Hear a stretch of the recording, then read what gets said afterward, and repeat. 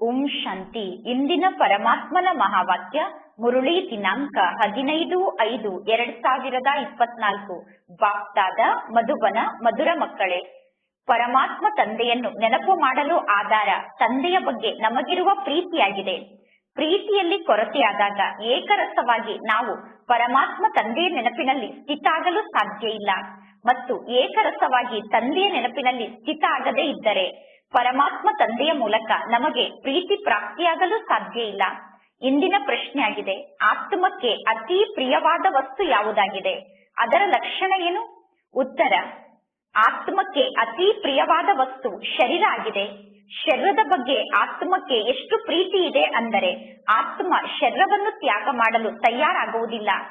ಶರೀರವನ್ನು ಉಳಿಸಿಕೊಳ್ಳಲು ಆತ್ಮ ಅನೇಕ ವ್ಯವಸ್ಥೆಯನ್ನು ಮಾಡುತ್ತದೆ.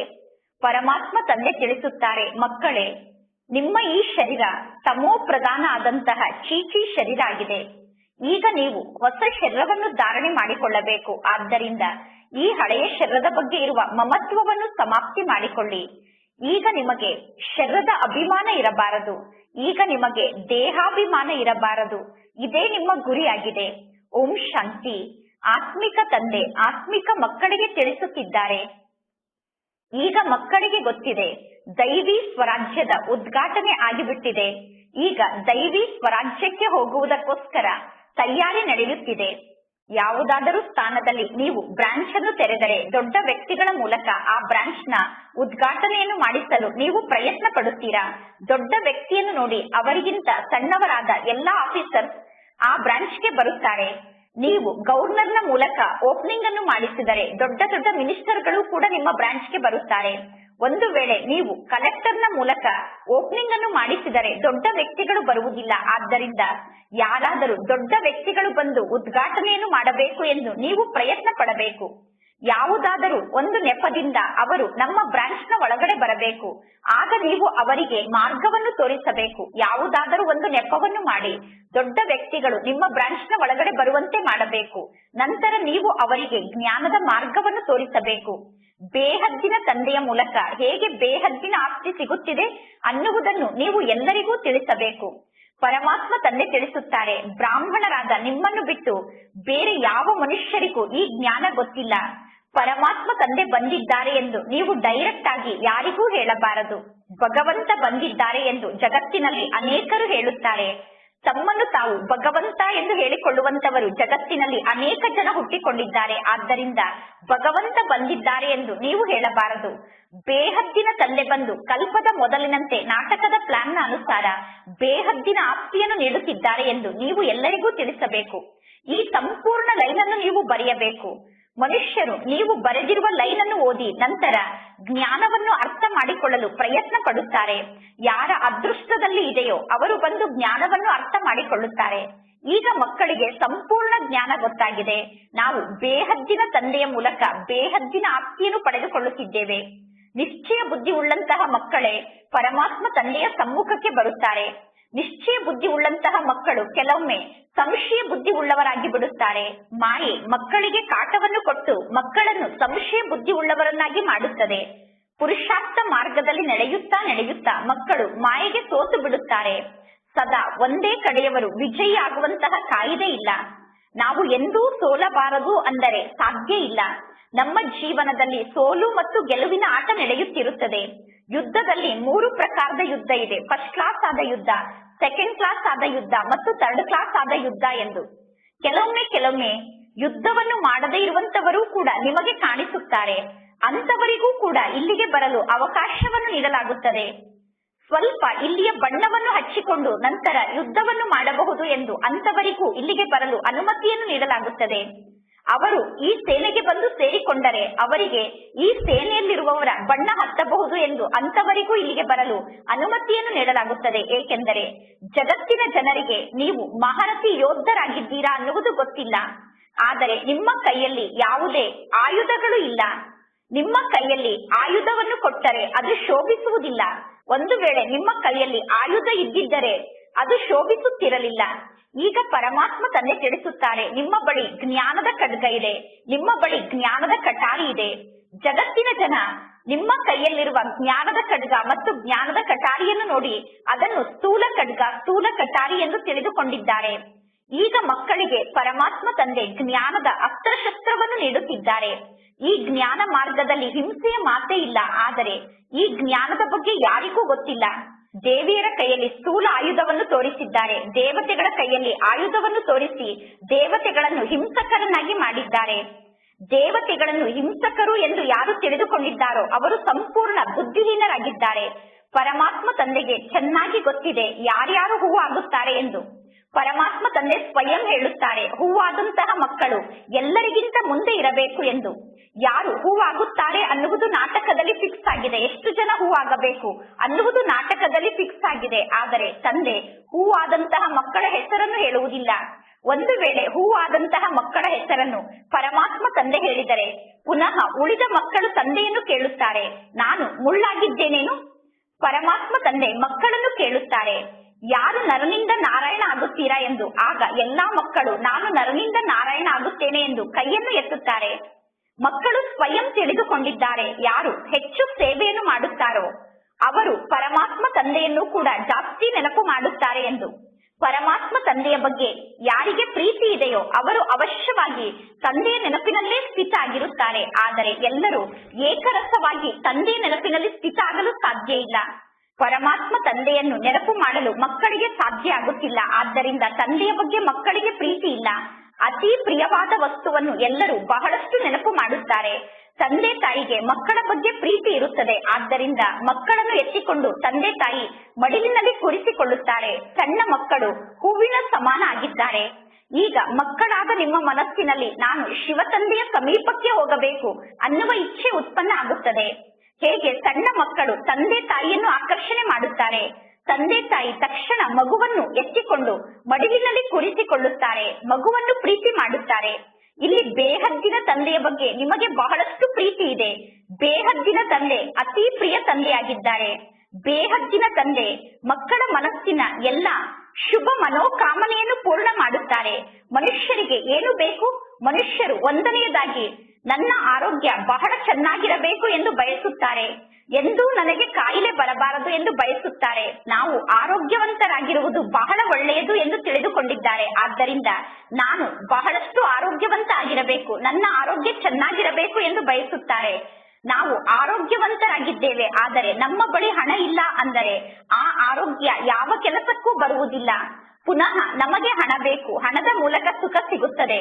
ಪರಮಾತ್ಮ ತಂದೆ ತಿಳಿಸುತ್ತಾರೆ, ತಂದೆಯ ಮೂಲಕ ಈಗ ಅವಶ್ಯವಾಗಿ ಆರೋಗ್ಯ ಮತ್ತು ಸಂಪತ್ತು ಅನ್ನುವ ಎರಡು ಪ್ರಾಪ್ತಿ ನಿಮಗೆ ಸಿಗಲೇಬೇಕು. ಇದೇನು ಹೊಸ ಮಾತಲ್ಲ, ಇದು ಬಹಳ ಹಳೆಯ ಮಾತಾಗಿದೆ.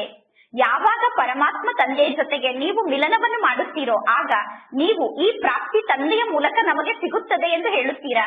ಇನ್ನು ತಂದೆ ನಮಗೆ ಸಿಕ್ಕು ಲಕ್ಷಾಂತರ ವರ್ಷ ಆಯಿತು ಅಥವಾ ಪದುಮ ವರ್ಷ ಆಯಿತು ಎಂದು ಎಂದೂ ನೀವು ಹೇಳುವುದಿಲ್ಲ. ಈಗ ನಿಮಗೆ ಗೊತ್ತಿದೆ ಜಗತ್ತು ಯಾವಾಗ ಹೊಸ ಜಗತ್ತಾಗಿರುತ್ತದೆ, ಪುನಃ ಜಗತ್ತು ಯಾವಾಗ ಹಳೆಯ ಜಗತ್ತಾಗುತ್ತದೆ ಎಂದು. ಆತ್ಮರಾದ ನಾವು ಹೊಸ ಜಗತ್ತಿಗೆ ಹೋಗುತ್ತೇವೆ, ಪುನಃ ನಾವೇ ಹಳೆಯ ಜಗತ್ತಿನಲ್ಲಿ ಬರುತ್ತೇವೆ. ನಿಮಗೆ ಆಲ್ರೌಂಡರ್ ಎಂದು ಹೆಸರನ್ನು ಇಡಲಾಗಿದೆ. ಪರಮಾತ್ಮ ತಂದೆ ತಿಳಿಸಿದ್ದಾರೆ, ನೀವೆಲ್ಲರೂ ಆಲ್ರೌಂಡ್ ಪಾತ್ರಧಾರಿಗಳಾಗಿದ್ದೀರಾ. ಪಾತ್ರವನ್ನು ಅಭಿನಯ ಮಾಡುತ್ತಾ ಮಾಡುತ್ತಾ ಈಗ ಬಹಳ ಜನ್ಮದ ಅಂತಿಮ ಜನ್ಮಕ್ಕೆ ಬಂದು ತಲುಪಿದ್ದೀರಾ. ಆದಿಯಲ್ಲಿ ಮೊದಲನೇ ನಂಬರ್ನಲ್ಲಿ ಪಾತ್ರವನ್ನು ಅಭಿನಯ ಮಾಡಲು ಈ ಸೃಷ್ಟಿಗೆ ಮೊದಲು ನೀವೇ ಬರುತ್ತೀರಾ. ಅದು ನಮ್ಮ ಅತಿ ಮಧುರವಾದ ಶಾಂತಿಯ ಮನೆಯಾಗಿದೆ. ಆ ಮಧುರವಾದ ಶಾಂತಿಯ ಮನೆಯಿಂದ ಮೊದಲು ಪಾತ್ರವನ್ನು ಅಭಿನಯ ಮಾಡಲು ಈ ಸೃಷ್ಟಿಗೆ ನಾವೇ ಬರುತ್ತೇವೆ. ಮನುಷ್ಯರು ಶಾಂತಿ ಬೇಕು ಎಂದು ಶಾಂತಿಯನ್ನು ಪಡೆದುಕೊಳ್ಳಲು ಎಷ್ಟೊಂದು ಕಷ್ಟವನ್ನು ಪಡುತ್ತಿದ್ದಾರೆ. ಆದರೆ ನಾವೆಲ್ಲರೂ ಶಾಂತಿಧಾಮದ ನಿವಾಸಿಗಳಾಗಿದ್ದೆವು ಅನ್ನುವುದು ಜಗತ್ತಿನ ಜನರಿಗೆ ಗೊತ್ತಿಲ್ಲ. ಶಾಂತಿಧಾಮದಿಂದ ಪಾತ್ರವನ್ನು ಅಭಿನಯ ಮಾಡಲು ನಾವೆಲ್ಲರೂ ಈ ಸಾಕಾರ ಜಗತ್ತಿಗೆ ಬಂದಿದ್ದೇವೆ. ಈಗ ನಮ್ಮ ಪಾತ್ರ ಪೂರ್ಣ ಆಗಿದೆ ಅಂದ ಮೇಲೆ ಯಾವ ಸ್ಥಾನದಿಂದ ನಾವು ಈ ಸೃಷ್ಟಿಗೆ ಬಂದಿದ್ದೇವೋ ಪುನಃ ಅವಶ್ಯವಾಗಿ ಅದೇ ಸ್ಥಾನಕ್ಕೆ ವಾಪಸ್ ಹೋಗುತ್ತೇವೆ. ಎಲ್ಲರೂ ಶಾಂತಿಧಾಮದಿಂದ ಈ ಸೃಷ್ಟಿಗೆ ಬರುತ್ತಾರೆ. ಆ ಶಾಂತಿ ಧಾಮ ನಮ್ಮೆಲ್ಲರ ಮನೆಯಾಗಿದೆ. ಅದು ಬ್ರಹ್ಮ ಲೋಕ ಆಗಿದೆ, ಬ್ರಹ್ಮಾಂಡ ಆಗಿದೆ. ಅಲ್ಲಿ ಎಲ್ಲಾ ಆತ್ಮರು ನಿವಾಸವನ್ನು ಮಾಡುತ್ತಾರೆ. ಬ್ರಹ್ಮ ಲೋಕ ಎಲ್ಲಾ ಆತ್ಮರ ಮನೆಯಾಗಿದೆ, ಬ್ರಹ್ಮಾಂಡ ಎಲ್ಲಾ ಆತ್ಮರ ಮನೆಯಾಗಿದೆ. ಎಲ್ಲಾ ಆತ್ಮರು ಬ್ರಹ್ಮಾಂಡದಲ್ಲಿ ನಿವಾಸವನ್ನು ಮಾಡುತ್ತಾರೆ. ರುದ್ರನ ದೊಡ್ಡ ರೂಪವನ್ನು ನಿರ್ಮಾಣ ಮಾಡುತ್ತಾರೆ. ಅಂಡಾಕಾರದಲ್ಲಿ ರುದ್ರನ ರೂಪವನ್ನು ನಿರ್ಮಾಣ ಮಾಡುತ್ತಾರೆ. ಆತ್ಮ ಸಂಪೂರ್ಣ ಸಣ್ಣ ಬಿಂದು ಆಗಿದೆ ಅನ್ನುವುದು ಯಾರಿಗೂ ಗೊತ್ತಿಲ್ಲ. ಆತ್ಮ ನಕ್ಷತ್ರ ರೂಪದಲ್ಲಿದೆ ಎಂದು ಎಲ್ಲರೂ ಹೇಳುತ್ತಾರೆ.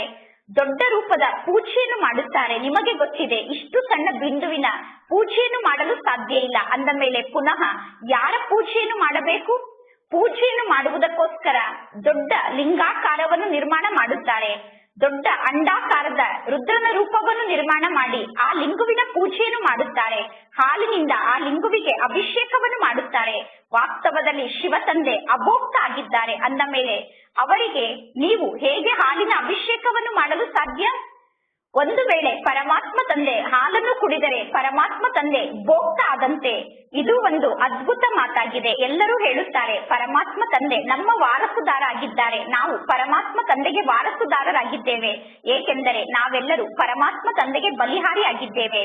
ಹೇಗೆ ತಂದೆ ಮಕ್ಕಳಿಗೆ ಬಲಿಹಾರಿಯಾಗಿ ತಮ್ಮ ಸಂಪೂರ್ಣ ಆಸ್ತಿಯನ್ನು ಮಕ್ಕಳಿಗೆ ಕೊಟ್ಟು ಸ್ವಯಂ ವಾನಪ್ರಸ್ಥಕ್ಕೆ ಹೋಗುತ್ತಾರೆ, ಅದೇ ರೀತಿ ನಿಮಗೆ ಗೊತ್ತಿದೆ ನಾವು ಪರಮಾತ್ಮ ತಂದೆಯ ಬಳಿ ಎಷ್ಟು ನಮ್ಮ ಸಂಪತ್ತನ್ನು ಜಮಾ ಮಾಡುತ್ತೇವೋ ಅಷ್ಟು ನಮ್ಮ ಸಂಪತ್ತು ಸುರಕ್ಷಿತವಾಗಿ ಇರುತ್ತದೆ.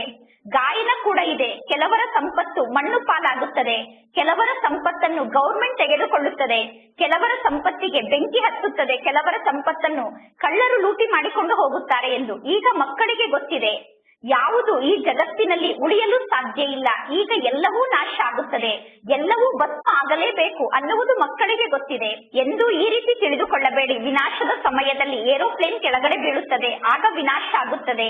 ಏರೋಪ್ಲೇನ್ ಕೆಳಗಡೆ ಬಿದ್ದಾಗ ಕಳ್ಳರಿಗೆ ಏರೋಪ್ಲೇನ್ ನಲ್ಲಿರುವಂತಹ ಎಲ್ಲಾ ಸಂಪತ್ತು ಸಿಗುತ್ತದೆ ಎಂದು ತಿಳಿದುಕೊಳ್ಳಬೇಡಿ. ಏಕೆಂದರೆ ಎಷ್ಟೆಲ್ಲಾ ಜನ ಕಳ್ಳರಿದ್ದಾರೋ ಅವರೆಲ್ಲರ ಅಂತ್ಯ ಆಗುತ್ತದೆ. ಅಂತಿಮ ಸಮಯದಲ್ಲಿ ಕಳ್ಳತನವನ್ನು ಮಾಡುವುದನ್ನು ಕೂಡ ನಿಲ್ಲಿಸಿ ಬಿಡುತ್ತಾರೆ. ಹಾಗೆ ನೋಡಿದರೆ ಏರೋಪ್ಲೇನ್ ಬಿದ್ದಾಗ ಮೊಟ್ಟ ಮೊದಲು ಕಳ್ಳರ ಕೈಗೆ ಸಂಪೂರ್ಣ ಸಂಪತ್ತು ಸಿಗುತ್ತದೆ. ಆದರೆ ಅಂತಿಮ ಸಮಯದಲ್ಲಿ ಕಳ್ಳರ ಅಂತ್ಯ ಕೂಡ ಆಗುತ್ತದೆ. ಕಳ್ಳರಿಗೆ ಏರೋಪ್ಲೇನ್ ನಲ್ಲಿ ಎಷ್ಟೆಲ್ಲಾ ಸಂಪತ್ತು ಸಿಗುತ್ತದೆಯೋ ಕಳ್ಳರು ಆ ಸಂಪತ್ತನ್ನು ಕಾಡಿನಲ್ಲಿ ಹೋಗಿ ಬಚ್ಚಿಡುತ್ತಾರೆ. ಸೆಕೆಂಡ್ ನಲ್ಲಿ ಕಳ್ಳರು ತಮ್ಮ ಕಾರ್ಯವನ್ನು ಮಾಡಿಬಿಡುತ್ತಾರೆ.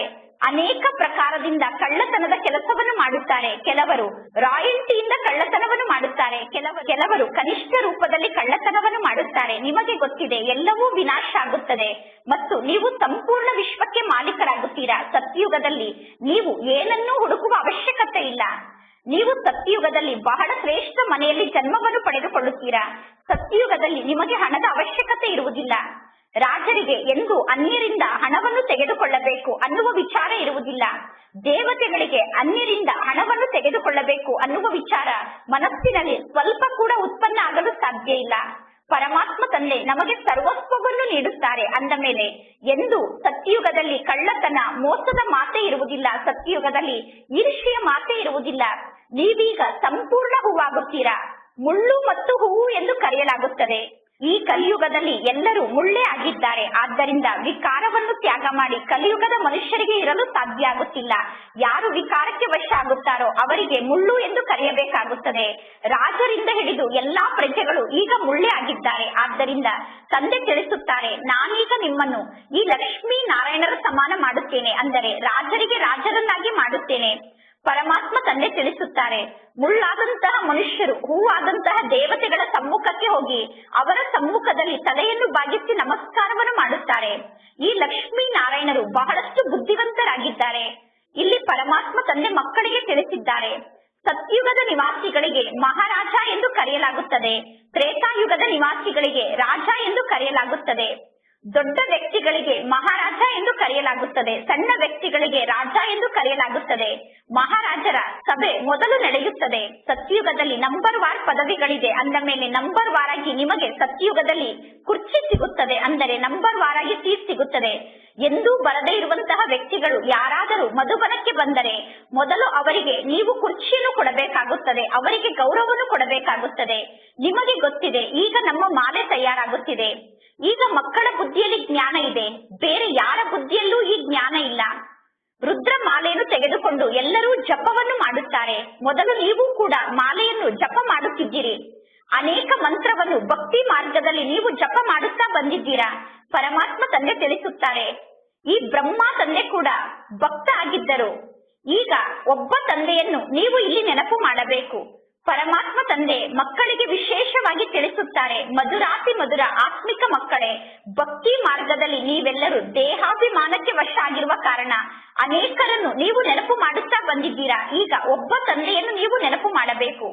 ಈಗ ನಮಗೆ ಒಬ್ಬ ತಂದೆ ಸಿಕ್ಕಿದ್ದಾರೆ ಅಂದ ಮೇಲೆ ಕುಳಿತರು ನಿಂತರು ಒಬ್ಬ ತಂದೆಯನ್ನು ನೀವು ನೆನಪು ಮಾಡಿ. ಆಗ ನಿಮಗೆ ಬಹಳಷ್ಟು ಖುಷಿ ಅನುಭವ ಆಗುತ್ತದೆ.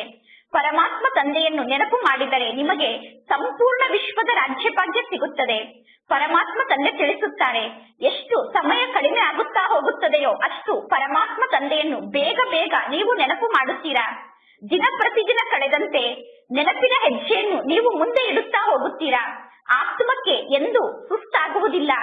ಆತ್ಮ ಎಂದೂ ಸುಸ್ತಾಗುವುದಿಲ್ಲ.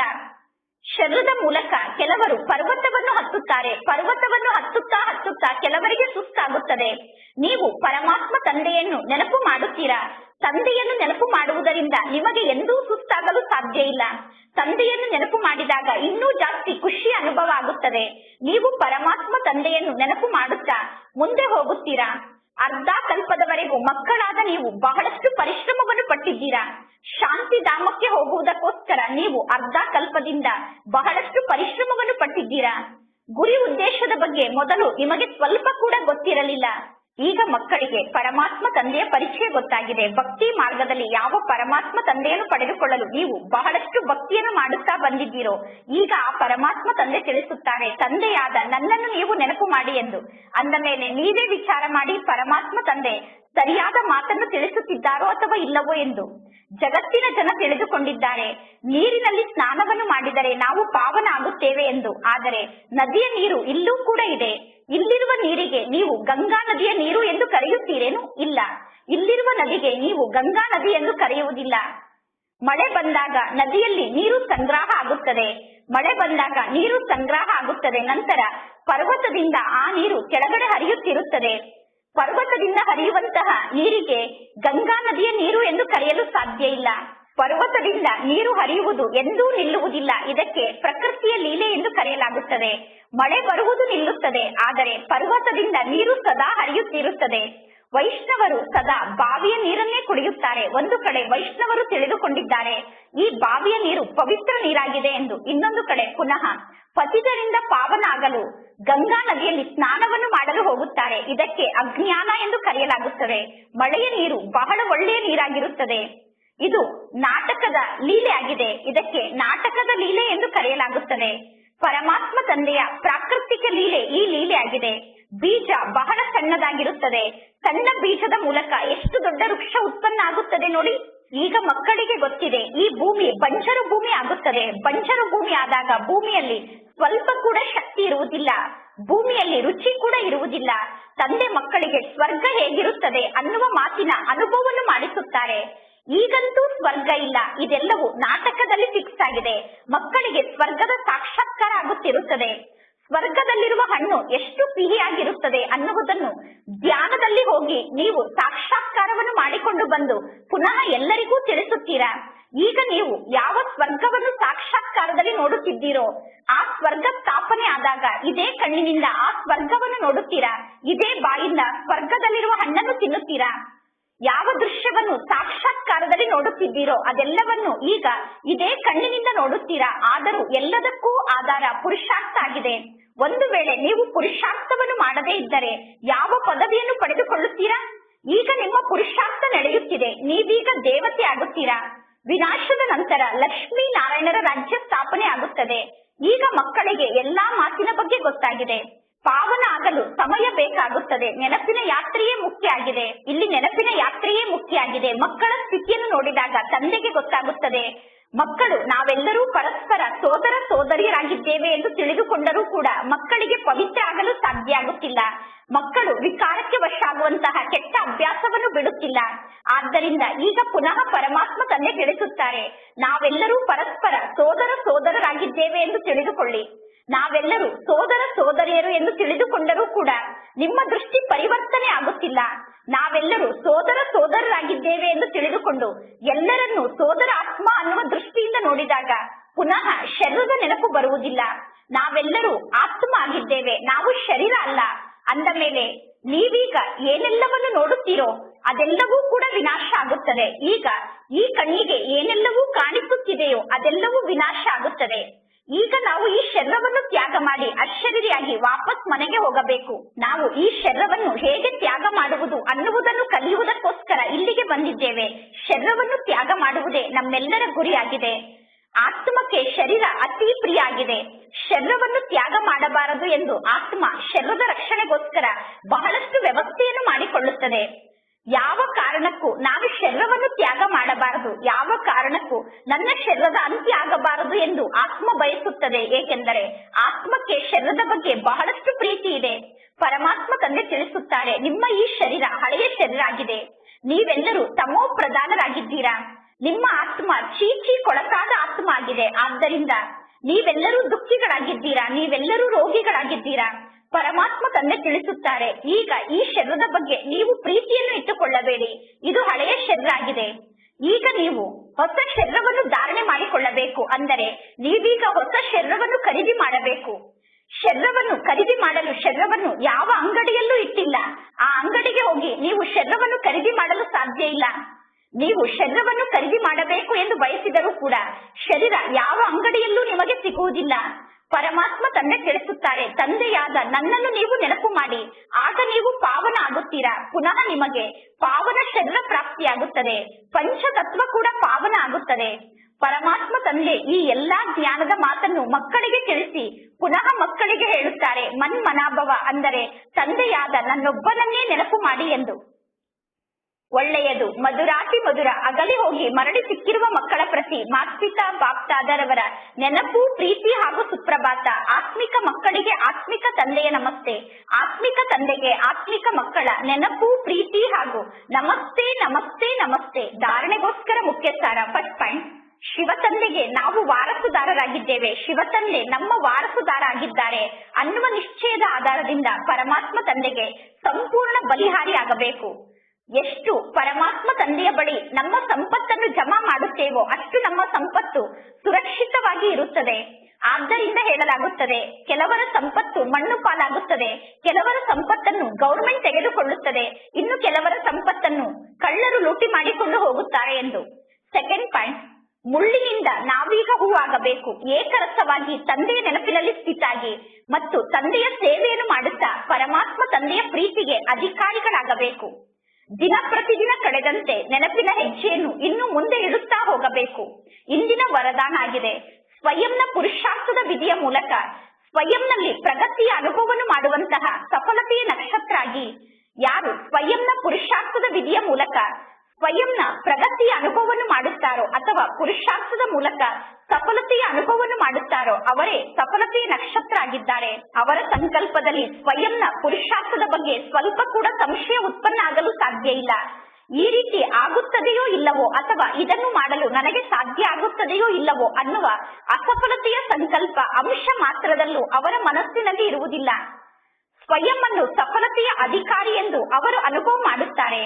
ಸಹಜವಾಗಿ ಅವರಿಗೆ ಸಫಲತೆ ಪ್ರಾಪ್ತಿಯಾಗುತ್ತದೆ ಮತ್ತು ಸ್ವತಃ ಅವರಿಗೆ ಸಫಲತೆ ಪ್ರಾಪ್ತಿಯಾಗುತ್ತದೆ. ಇಂದಿನ ಶ್ಲೋಗನ್ ಆಗಿದೆ, ಸುಖ ಸ್ವರೂಪರಾಗಿ ಸುಖವನ್ನು ನೀಡಿ, ಆಗ ಪುರುಷಾರ್ಥದ ಮೂಲಕ ಆಶೀರ್ವಾದವನ್ನು ಪ್ರಾಪ್ತಿ ಮಾಡಿಕೊಳ್ಳುತ್ತೀರಾ. ಆಗ ಪುರುಷಾರ್ಥದಲ್ಲಿ ಆಶೀರ್ವಾದ ಸೇರಿಕೊಳ್ಳುತ್ತಾ ಹೋಗುತ್ತದೆ. ನಾವೀಗ ಸುಖ ಸ್ವರೂಪ ಆತ್ಮರಾಗಿ ಎಲ್ಲರಿಗೂ ಸುಖವನ್ನು ನೀಡಬೇಕು. ನಾವು ಎಷ್ಟು ಜಾಸ್ತಿ ಸುಖವನ್ನು ನೀಡುತ್ತೇವೋ ಅಷ್ಟು ನಮ್ಮ ಪುರುಷಾರ್ಥದಲ್ಲಿ ಆಶೀರ್ವಾದ ಸೇರಿಕೊಳ್ಳುತ್ತಾ ಹೋಗುತ್ತದೆ. ಒಳ್ಳೆಯದು. ಓಂ ಶಾಂತಿ.